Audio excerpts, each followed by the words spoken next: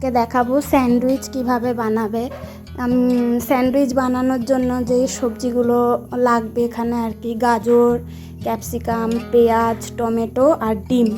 এগুলো আমি আগে ভালো করে ডিমটা সেদ্ধ করে নিয়েছিলাম, দিয়ে স্লাইস করে কেটে নিয়েছি। তারপর সবজিগুলো ভালো করে ছুলে ধুয়ে সেইগুলোও স্লাইস করে কাটতে হবে। স্লাইস করে কাটলে কি স্যান্ডউইচটা বানাতে সুবিধা হয় আর জিনিসটা দেখতেও সুন্দর লাগে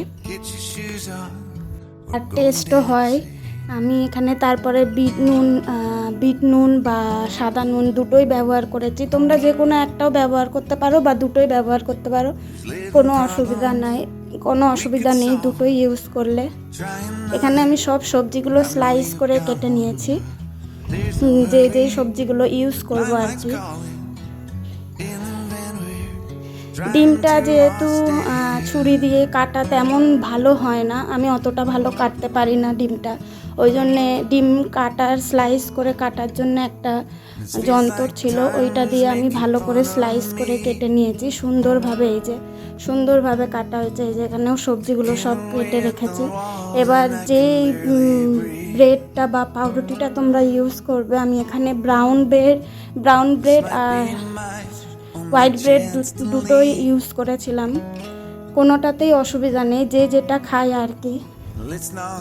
তারপরে আমি এখানে অনেকজন বাটার ইউজ করে, আমি মেয়োনিজ ইউজ করেছি। বাটারও দিতে পারো, কোনো অসুবিধা নেই, কিন্তু মেয়োনিজেও টেস্টটা খারাপ লাগে না, ভালোই লাগে, মেয়োনিজ দিয়েছি। আর এখানে আমি চিজ ইউজ করেছি, আমি স্লাইস চিজ ইউজ করেছি। তোমরা কিউব চিজও ইউজ করতে পারো গ্রেট করে, কোনো অসুবিধা নেই, কিন্তু স্লাইস চিজ ইউজ করলে মানে ওটার গ্রেট করতে হয় না, তাড়াতাড়ি হয়ে যায় আর কি। কিউব চিজ দিলেও কোনো অসুবিধা হয় না। তারপরে সবজিগুলো আমি এইভাবে সাজিয়ে নিয়েছি, এটা কি দেখতে সুন্দর হয় আর এটা মানে টোস্টটা করতেও সুন্দর হয়, ভালোভাবে হয় আর কি। সবজিগুলো ভালোভাবে আগে সাজিয়ে নিলাম, তারপরে ডিমটাও দিয়ে দিলাম,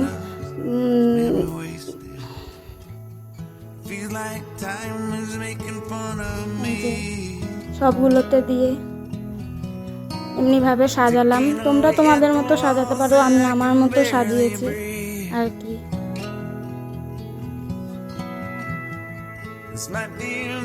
এর ওপরে আর একটা করে ব্রেড বা পাউরুটি। তারপর আমি এখানে গোলমরিচও দিয়েছি, গোলমরিচের গুঁড়ো আর কি, এতে টেস্টটা ভালো হয়। আর এখানে যেহেতু অনেকজনের ঝাল খায় না, তো এখানে আমি লঙ্কা দিইনি, তোমরা স্লাইস করে লঙ্কা কেটেও দিতে পারবো বা লম্বা করে চিড়েও এর মধ্যে লঙ্কা দিলে ভালোই লাগে, যেহেতু টোস্ট হয়ে যাবে লঙ্কা দিলেও ভালো লাগবে। যারা ঝাল খায় তারা এই লঙ্কাটা ব্যবহার করতে পারবে, অসুবিধা নেই। এই যে টোস্টারে দিয়ে দিলাম, কিছুক্ষণ রাখার পর টোস্ট হয়ে গেলে বুঝতেই পারবে। তারপরে এই যে টোস্ট হয়ে গেছে, বের করে নিলাম। এইভাবেই বানিয়ে নেবে স্যান্ডউইচ।